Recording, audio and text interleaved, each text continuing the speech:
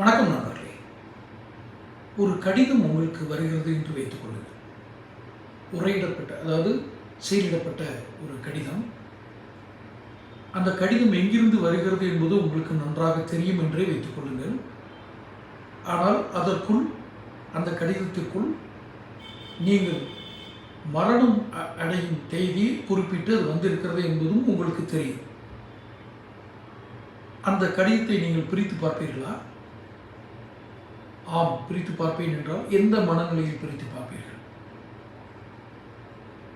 இது ஒரு ஓமானத்திற்காக நான் சொல்கிறேன்.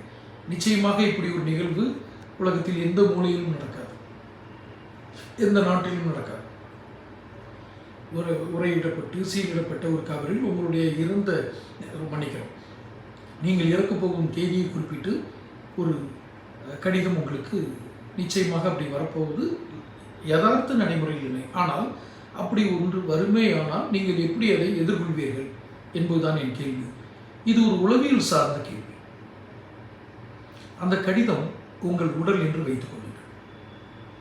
இது நீங்கள் இறக்கும் தேதியை குறிப்பிட்டு அனுப்பப்பட்ட கடிதம்தான் உங்கள் உடல்.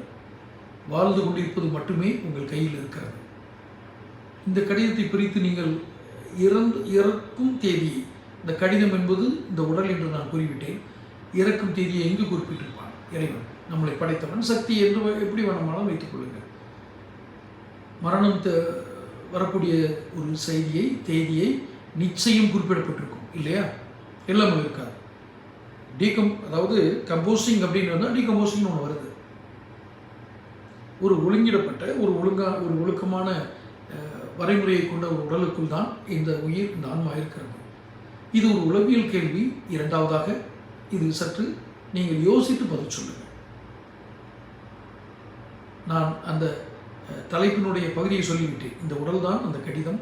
ஆனால் அப்படி ஒரு கடிதம் உண்மையிலேயே வந்தால் நீங்கள் என்ன செய்வீர்கள்? அதில் உங்கள் மரண தேதி இருக்கிறது என்றால் பிரித்து தெரிந்து கொள்வீர்களா?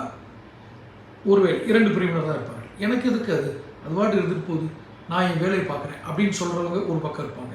இன்னொரு பக்கம் பிரித்து தெரிஞ்சுக்கிட்டீங்கன்னா நீங்கள் என்ன பண்ணுவீங்க? எப்படி உங்களுடைய வாழ்க்கை முறையை மாற்றி அமைப்பீர்கள்? எப்படி எல்லாம் எதிர்கொள்வீர்கள் மற்றவர்களை?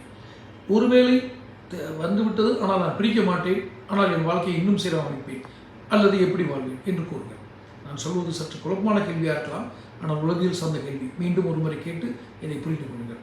சேனல் சப்ஸ்கிரைப் பண்ணுங்கள், நோட்டிஃபிகேஷன்கள் பதிவு பண்ணுங்கள். அப்போ தான் வீடியோக்கள் வந்து சேரும். பிடிச்சிருந்தால் ஷேர் பண்ணுங்கள்.